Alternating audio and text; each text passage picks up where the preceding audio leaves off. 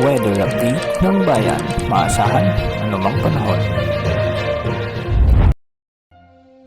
Magandang umaga po mga bayan, narito ang update kay Bagyong Dante tayo kasi Bagyong Emong sa kasalukuyan may low pressure area sa labas ng Philippine Area of Responsibility at si Bagyong Emong nasa coastal waters ng Calayan, Cagayan pero maghintay pa magkaroon tropical cyclone wind signal kay Bagyong Emong at ay tingnan natin yung mga image ng Dos Pagasa sa kay Bagyong Emong tayo kasi Dante makikita natin sa satellite image ng windy.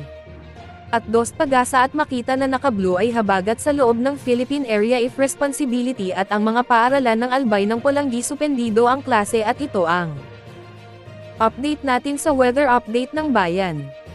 At ingat po sa inyo lahat, ito na po ang weather update ng bayan, salamat po.